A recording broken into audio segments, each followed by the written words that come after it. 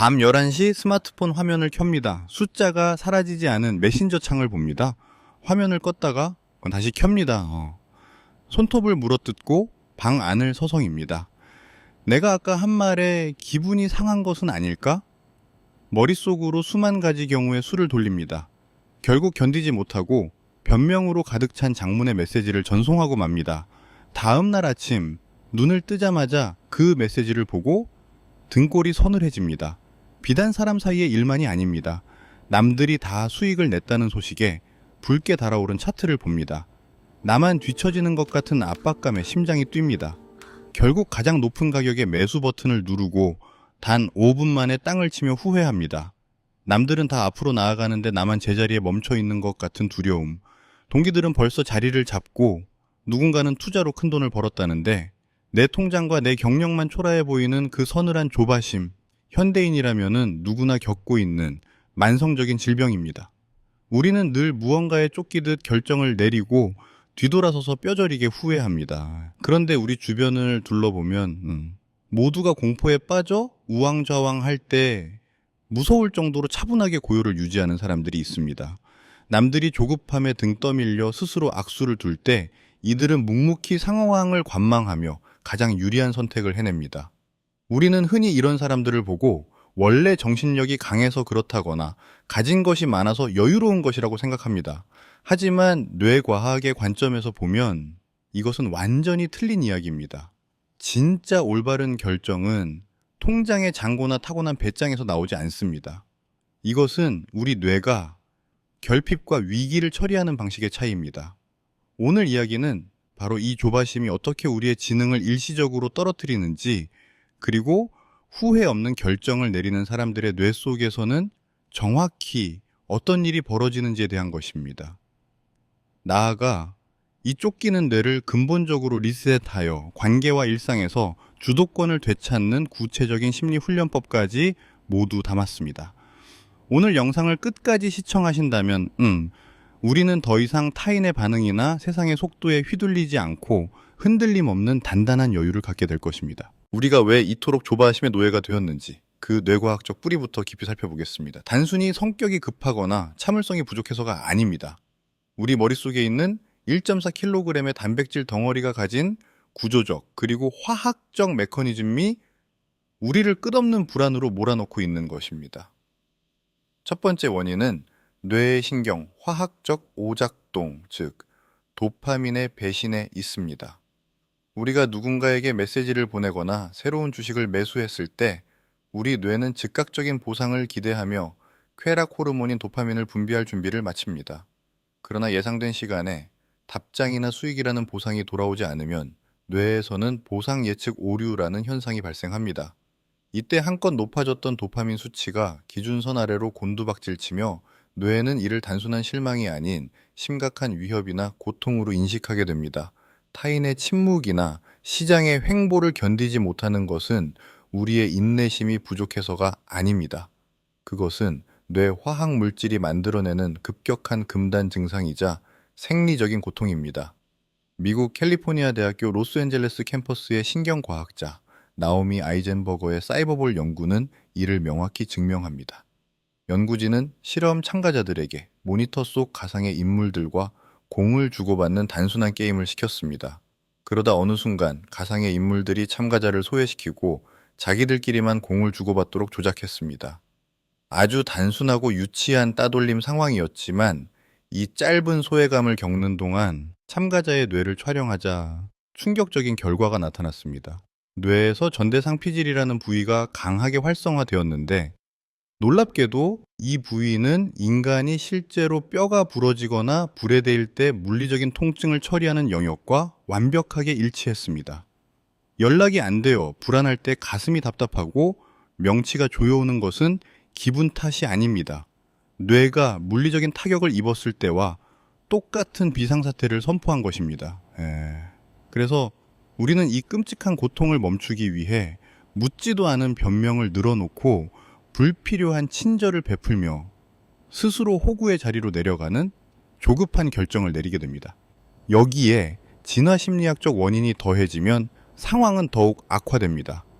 인류의 뇌는 10만 년 전 맹수가 우글거리는 수렵 채집 시대에 최적화된 채 업데이트를 멈췄습니다. 척박한 초원에서는 내일 먹을 커다란 사과 2개를 기다리는 것보다 당장 눈앞에 있는 썩은 사과 1개라도 먼저 삼키는 것이 생존에 압도적으로 유리했습니다. 내일의 생존을 장담할 수 없는 환경이었기 때문입니다. 미래의 가치를 현재의 가치보다 턱없이 낮게 평가하는 뇌의 이러한 본능을 심리학에서는 지연가치 할인이라고 부릅니다. 문제는 현대사회가 더 이상 원시 초원이 아니라는 점입니다. 지금 우리 앞에는 당장 피해야 할 호랑이가 없습니다. 그저 답장이 없는 메신저 창과 떨어지는 주식 차트, 그리고 나를 앞서가는 것 같은 동기들의 소셜미디어 사진이 있을 뿐입니다. 하지만 우리의 뇌는 이 디지털 신호들을 호랑이가 쫓아오는 생존의 위기로 착각합니다. 복리의 마법을 기다리지 못하고 푼돈의 우량자산을 팔아버리거나 상대의 마음이 자연스럽게 열릴 때까지 기다리지 못하고 관계를 망치는 급발진 행동을 하는 것. 이것은 어리석음이 아니라 맹수로부터 나를 살려내려는 원시적인 뇌의 맹목적인 발버둥입니다. 이러한 고통과 생존 본능이 임계점을 넘으면 뇌에서는 신경해부학적인 대재난이 벌어집니다. 관계의 모호함이나 자산 손실에 대한 두려움이 극에 달하면은 우리 뇌의 화재 경보기 역할을 하는 편도체가 미친 듯이 울리기 시작합니다. 편도체가 폭주하면 논리와 이성, 그리고 장기적인 계획을 담당하는 전전두엽으로 가는 신경 통로를 일시적으로 완전히 차단해버립니다. 세계적인 심리학자 데니얼 골먼은 이 끔찍한 현상을 편도체 납치라고 불렀습니다. 이성의 사령탑이 감정의 테러리스트에게 완전히 납치당한 것입니다. 편도체가 납치된 상태에서는 아무리 지적 수준이 높고 배운 것이 많은 사람이라도 평소의 논리력을 상실합니다. 프린스턴 대학교의 행동경제학자 엘다 샤피르 교수는 이 상태를 결핍의 경제학으로 완벽하게 설명해냈습니다. 연구진은 인도의 사탕수수 농부들을 대상으로 흥미로운 실험을 진행했습니다. 농부들은 1년에 한 번 수확을 하기 때문에 수확기 직전에는 극심한 가난과 조바심에 시달리고 수확 직후에는 상당한 경제적 여유를 얻게 됩니다. 동일한 농부들을 대상으로 수확 전과 수확 후의 지능지수를 각각 측정한 결과는 학계를 발칵 뒤집어 놓았습니다. 조급하고 여유가 없던 수학 전의 지능지수가 수학 후 안정되었을 때보다 무려 13포인트나 낮게 측정된 것입니다. IQ 13포인트의 하락은 인간이 하룻밤을 꼬박 뜬 눈으로 지새웠을 때 뇌가 겪는 엄청난 인지기능 저하와 맞먹는 수치입니다. 인간은 시간이나 돈, 그리고 관계의 결핍을 느끼는 순간 뇌가 그 결핍을 채우는 데에만 모든 인지적 대역폭을 소모해버립니다. 컴퓨터로 치면은 바이러스 검사 프로그램이 중앙 처리 장치의 용량을 100% 차지해버려 다른 어떤 작업도 할 수 없는 먹통 상태가 되는 것과 같습니다. 이 상태에 빠지면 시야가 극도로 좁아지고 주변의 합리적인 대안을 전혀 보지 못하는 터널 시야 현상이 발생합니다. 좁은 터널 속에 갇힌 뇌는 주변의 지형지물을 살필 여유가 없습니다. 오직 저 멀리 보이는 터널의 출구를 향해 전속력으로 내달릴 뿐입니다. 우리가 조급할 때 내리는 결정이 예외 없이 최악의 결과로 이어지는 명확한 이유가 여기에 있습니다. 뇌가 최선의 선택을 찾는 기능을 포기하고 당장의 불안이라는 불을 끄기 위해 시야를 스스로 차단해버렸기 때문입니다. 그렇다면은 이토록 강력하고 파괴적인 뇌의 생존 본능을 이겨내고 무서울 정도로 평온한 여유를 유지하는 사람들은 세상을 어떻게 다르게 해석하고 있을까요? 이들은 단순히 묻어나게 태어난 것이 아닙니다. 세상의 신호를 처리하는 뇌의 인지적 프레임 자체가 일반인들과 완전히 다른 3가지 특징을 가지고 있습니다. 첫 번째 특징은 침묵과 모호함을 해석하는 방식입니다. 인지행동치료의 창시자인 정신과 의사 에런 백은 우울과 불안에 취약한 사람들이 공통으로 겪는 인지적 왜곡을 찾아냈습니다. 그중 가장 치명적인 것이 바로 개인화 오류입니다. 개인화란 타인의 행동이나 외부에서 일어난 부정적인 사건을 아무런 객관적 근거 없이 무조건 내 탓이나 나와 관련된 것으로 해석하는 뇌의 오류입니다. 조바심에 잠식된 뇌는 연락이 늦어지는 상대방의 침묵을 마주했을 때 저 사람이 지금 회의 중일지도 모른다는 객관적 확률은 배제해버립니다. 대신 내가 아까 한 말 때문에 화가 난 것은 아닐까 하며 세상의 모든 모호한 신호를 나에 대한 거부와 위협으로 연결짓습니다. 반면 단단하고 여유로운 사람들은 심리학에서 말하는 모호함에 대한 인내력이 매우 높습니다. 이들은 타인의 침묵이나 시장의 정체를 빈 공간이 아니라 단순히 상대가 지금 바쁘구나 혹은 상황이 방향을 탐색 중이구나 하는 건조한 데이터로 받아들입니다. 문장의 주어를 나에서 타인이나 환경으로 분리하는 순간 감정의 불길은 산소 공급이 끊긴 채 사그라지고 오직 팩트만 남게 됩니다. 두 번째 특징은 고통의 순간에 즉각적으로 메타인지를 발동시키는 관찰자 자아의 존재입니다. 미국 미시간 대학교 심리학과 이선 크로스 교수의 연구팀은 극심한 스트레스 상황에서 감정을 조절하는 가장 효과적인 방법을 실험했습니다. 연구진은 참가자들에게 과거에 가장 고통스러웠던 기억을 떠올리게 한 뒤 한 그룹은 나는 왜 그때 그런 일을 겪었을까 하며 1인칭 시점으로 질문하게 했고, 다른 그룹은 자신의 이름을 부르며 철수는 왜 그때 그런 일을 겪었을까 하고 3인칭 시점으로 질문하게 했습니다. 결과는 놀라웠습니다. 자신의 이름을 부르며 3인칭으로 상황을 바라본 사람들은 뇌의 감정 처리 영역 활성도가 급격히 떨어졌습니다. 반면 이성과 통제를 담당하는 전전두엽의 네트워크는 강력하게 활성화되었습니다. 단단한 사람들은 감정의 파도에 매몰되지 않고 스스로를 객관화하는 심리적 거리두기에 능합니다. 불안에 휩쓸려 헐떡이는 경험하는 자아와 그것을 한 걸음 뒤에서 물끄러미 바라보는 관찰자 자아를 철저히 분리해냅니다. 내가 지금 또 조바심을 내며 시야가 좁아지고 있구나 하고 나의 상태를 중계하듯 인지하는 순간 납치되었던 이성의 사령탑에 다시 피가 돌기 시작하며 합리적인 판단력이 회복됩니다. 불안을 억지로 없애려는 것이 아니라 불안해하는 자신을 관찰하는 것입니다. 세 번째 특징은 삶의 통제 소재를 철저히 내부로 옮겨둔다는 점입니다. 심리학자 줄리언 로터가 제안한 통제 소재 이론에 따르면 사람들은 자기 삶의 결과를 결정짓는 주체가 어디에 있다고 믿느냐에 따라 외부 통제형과 내부 통제형으로 나뉩니다. 불안과 조급함에 시달리는 사람들의 핵심적인 문제는 내 삶의 주도권과 가치 판단의 기준을 외부에 두고 있다는 점입니다. 타인의 답장 속도나 상사의 평가, 그리고 오늘 하루의 주가 변동처럼 내가 결코 통제할 수 없는 외부 변수에 나의 평온과 자존감을 의탁합니다. 내 손을 떠난 일에 매달리니 당연히 하루하루가 조급하고 고통스러울 수밖에 없습니다. 반면 여유로운 사람들은 통제 소재가 철저히 내부에 있습니다. 상대가 나를 어떻게 생각하는지는 전적으로 상대의 몫이고, 나는 단지 내 자리에서 내가 할 수 있는 최선을 다한다는 단단한 태도를 보입니다. 이것은 타인에 대한 무관심이나 이기심이 아닙니다. 내가 통제할 수 없는 변수에는 과감히 신경을 끄고 오직 내가 통제할 수 있는 나의 행동과 나의 일상에만 뇌의 유한한 에너지를 집중하는 가장 고차원적이고 효율적인 생존 전략입니다. 이제 우리 뇌의 구조를 이 쫓기지 않는 사람들의 패턴으로 재설계할 차례입니다. 뇌 가소성 이론에 따르면 우리의 뇌는 우리가 어떤 자극을 반복적으로 주느냐에 따라 물리적인 구조가 변합니다. 거창한 결심이나 강인한 의지력은 전혀 필요하지 않습니다. 일상에서 당장 실천할 수 있는 세 가지의 뇌 신경 훈련법을 제안합니다. 첫째, 3초의 물리적 멈춤입니다. 서운함이 묻어나는 장문의 메시지를 완성하고 전송 버튼을 누르기 직전, 혹은 손실의 공포에 휩싸여 주식 매도 버튼을 누르기 직전 손을 떼고 딱 3초만 호흡을 멈추어 보십시오. 위협을 감지한 편도체가 비상벨을 울리는 데는 0.04초밖에 걸리지 않지만 이성의 사령탑인 전전두엽이 상황을 분석하고 개입하는 데는 그보다 훨씬 긴 물리적 시간이 소요됩니다. 우리의 뇌는 자극이 들어오는 즉시 반응하도록 설계되어 있습니다.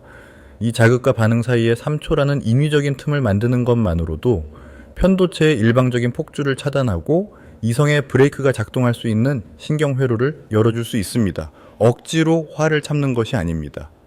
뇌의 주도권이 원시 시대에서 현대의 이성으로 넘어올 시간을 벌어주는 지극히 과학적인 행동입니다. 둘째, 의지력을 철저히 배제한 환경의 통제입니다. 연락을 기다리지 말아야지, 주식 창을 보지 말아야지 하고 억지로 마음먹는 순간 우리의 뇌는 이미 그 생각 자체에 막대한 에너지를 소모하기 시작합니다. 미국 플로리다 주립대학교 로이 바우마이스터 교수의 자아 고갈 이론에 따르면 인간의 의지력과 인지적 통제력은 스마트폰 배터리처럼 쓰면 쓸수록 닳아 없어지는 유한한 자원입니다. 충동을 참으려고 애쓰는 행위 자체가 오히려 뇌의 인지적 대역폭을 갉아먹고 결국 더 큰 충동적 결정을 낳게 됩니다. 조바심을 다스리는 가장 탁월한 방법은 환경 자체를 차단하는 것입니다. 행동주의 심리학에서는 이를 자극통제라고 부릅니다. 누군가에게 중요한 메시지를 보냈다면 답장이 올 때까지 스마트폰을 뒤집어 시야에서 완전히 치워버리십시오. 시세 변동이 신경 쓰인다면 특정 시간대 외에는 애플리케이션 접속을 물리적으로 차단하는 잠금 기능을 활용해야 합니다. 눈에 보이지 않고 손에 닿지 않으면 뇌는 불필요한 연산 자체를 멈춥니다. 내 나약한 의지력을 탓할 시간에 환경을 통제하는 것이 조급함을 이기는 가장 확실하고 빠른 심리 기술입니다. 셋째, 자아 복잡성을 높이는 정체성의 포트폴리오 분산입니다. 심리학자 파트리샤 림빌의 자아 복잡성 이론에 따르면 인간관계나 특정 목표에서 유독 조급해지고 쉽게 무너지는 사람들의 공통점은 단 하나의 바구니에 자신의 모든 감정적 자본과 정체성을 담아둔다는 것입니다. 특정인의 반응에 내 하루의 기분이 전부 결정되고 단 하나의 투자 결과에 내 인생 전체의 가치가 연동됩니다. 이런 상태에서는 아주 작은 변동성 앞에서도 뇌가 거대한 생존의 위협을 느낄 수밖에 없습니다. 단단한 자아를 지키기 위해서는 나를 채워주는 정체성의 바구니를 여러 개로 분산해야 합니다. 누군가와 연락을 주고받는 관계 속의 나 외에도 조용히 책의 밑줄을 긋는 나, 땀 흘려 운동을 하며 호흡에 집중하는 나, 혹은 온전히 혼자만의 산책을 즐기는 나로 자아의 영역을 쪼개어 두어야 합니다.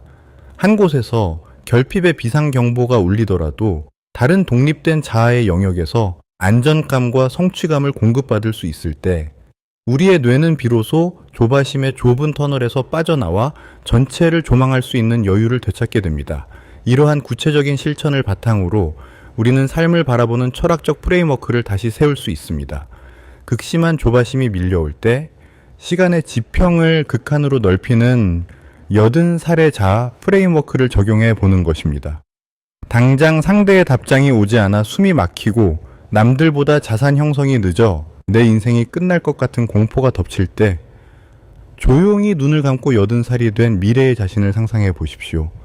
산전수전을 다 겪은 80살의 내가 지금의 나를 물끄러미 바라본다면 이 단 며칠간의 연락두절이나 몇 달간의 자산 정체기가 과연 내 전체 인생을 뒤흔들 만큼 치명적인 위기라고 판단할까요? 아마도 거대한 인생의 화폭 위에서는 눈에 보이지도 않을 만큼 작고 아무런 의미도 없는 먼지 같은 점에 불과할 것입니다. 조바심은 우리의 시선을 현재의 1cm 앞당겨 고정시킵니다. 하지만 시간의 지평을 생의 끝자락으로 길게 확장하는 순간 당장 나를 옥죄고 있던 맹목적인 불안은 힘을 잃고 흩어집니다. 타인에게 나를 증명하려 억지로 애쓸 필요도 없고 남들의 속도에 내 보폭을 무리해서 맞출 필요도 없습니다. 진정한 여유란 세상의 모든 것을 다 가진 완벽한 상태가 아닙니다.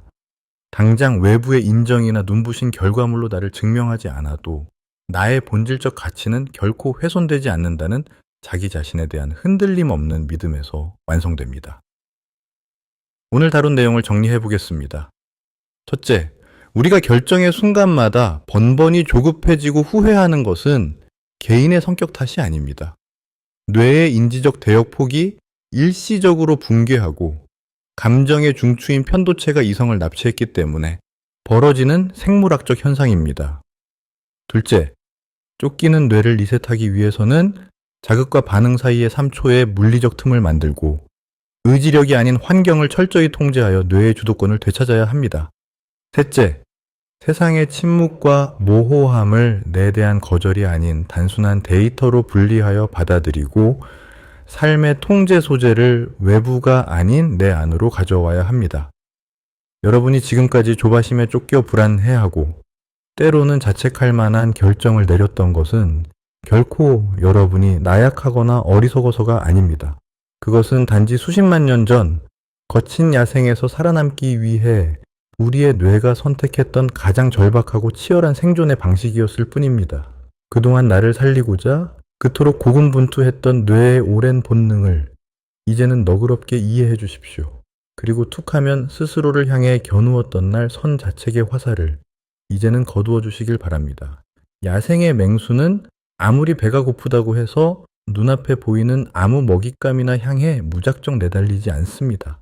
숨을 죽이고 몸을 낮춘 채 상하황을 관망하며 가장 완벽한 타이밍이 올 때까지 고요하게 기다릴 줄 압니다. 침묵을 견디는 힘이 곧 삶의 주도권을 쥐는 가장 강력한 무기입니다.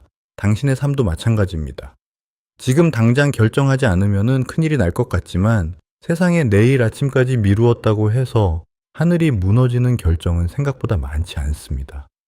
조급함이 밀려올 때면 오늘 배운 3초의 멈춤과 80살의 자아를 떠올려 보십시오. 당신의 뇌는 생각보다 훨씬 더 지혜롭고 단단한 답을 알고 있습니다. 오늘 영상이 조금이라도 도움이 되셨다면 구독과 좋아요 부탁드립니다. 여러분은 일상에서 어떤 조급함을 가장 먼저 내려놓고 싶으신지 댓글로 남겨주시면 좋겠습니다. 오늘도 평안한 하루 보내세요.